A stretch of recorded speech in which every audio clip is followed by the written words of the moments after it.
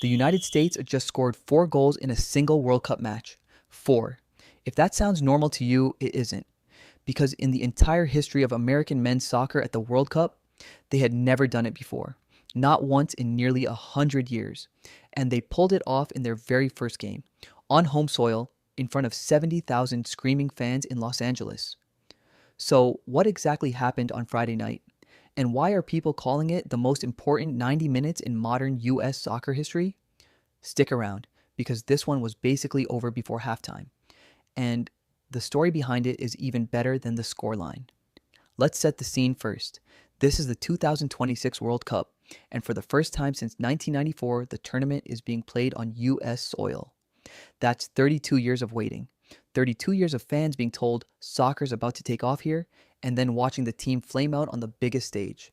So the pressure on this team wasn't just about winning a game, it was about proving the United States actually belongs at soccer's top table. You know the type? The team everyone politely doubts, the one pundits pat on the head and call promising. Well, on Friday, the doubting stopped early, and it started with a party. Before a single ball was kicked, the stadium got an opening ceremony with Katy Perry, Future, and Tyla. 70,000 people, floodlights, the whole spectacle. The point of all that wasn't just entertainment, it was a statement. The world's biggest tournament was back in America, and America wanted everyone to know it. The only problem with a build-up that big is that the team actually has to deliver. No pressure, right? Their first opponent was Paraguay. Now, not a glamour name, but do not mistake them for a pushover.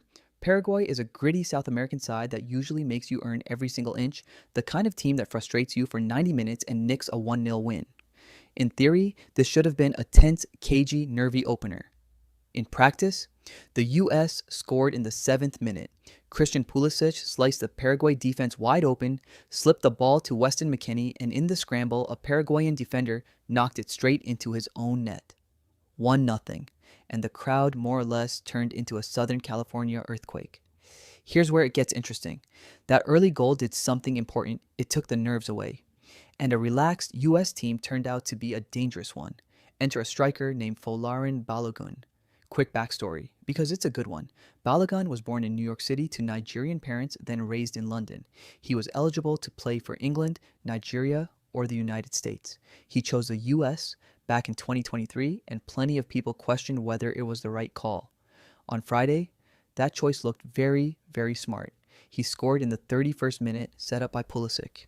Then he scored again in first half stoppage time, the literal last kick before the break, this one teed up by midfielder Tyler Adams.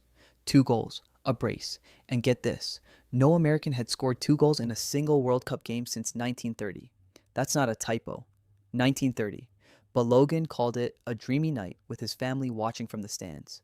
Hard to argue. By halftime, it was 3-0, and honestly, it could have been more. The U.S. controlled 75% of the ball and outshot Paraguay 8-2. Now, this sounds simple. It isn't. For years, the American team's entire problem was finishing.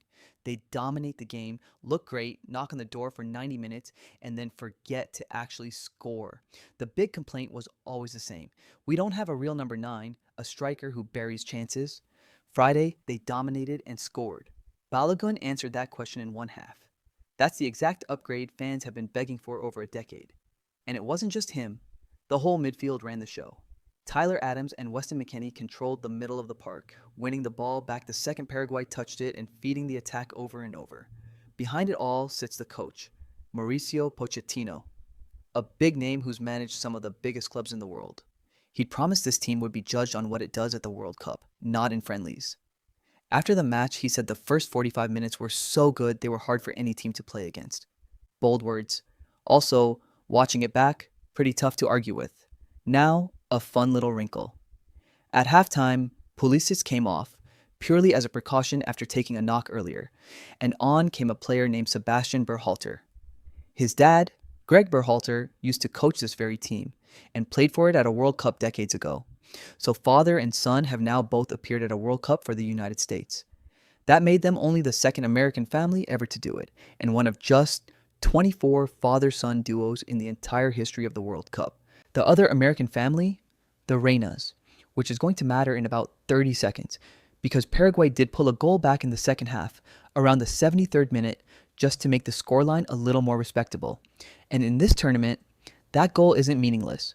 With 48 teams in a format where even some third place finishers advance, goal difference can decide who survives the group. So Paraguay grabbing one back actually matters for them down the line. But the final word of the night belonged to Gio Reyna. And Reyna is a player US fans have waited years to see deliver on a stage like this. Injuries, a lack of playing time at his club, the whole frustrating saga.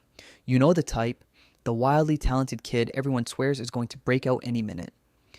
Deep into stoppage time, he came off the bench and curled in a goal with the outside of his right foot. The kind of strike that makes commentators completely lose their minds. 4-1, the exclamation point on a statement night. And, fittingly, scored by the son in the other famous father-son duo. So why does a 4-1 win over Paraguay matter this much? Here's the context that makes it land. Back in 2022, this same country scraped together just 3 goals across 4 entire games before getting knocked out in the round of 16. 3 goals, 4 games. This time, they scored 4 in a single 90 minutes. Same flag, completely different team. That's not a small step forward. That's a different animal entirely. So remember how the US had never scored 4 goals in a World Cup game in nearly a century? They knocked that record over in their very first 90 minutes at home. That's the takeaway. This is not the nervous, doubted American team of the past. The real tests are still coming. Australia next on June 19th in Seattle, then Turkey to close out the group on June 25th back in Los Angeles. Win those and suddenly people stop talking about potential and start talking about a deep run. But if this is the version of the USA that shows up all tournament long, the rest of the world should probably start paying attention right now. So what do you think? Is this team the real deal, or was Friday just opening night magic on home soil? Drop your prediction in the comments and subscribe so you don't miss the next breakdown the moment they step back on the field. Because something tells me this story is only just getting started.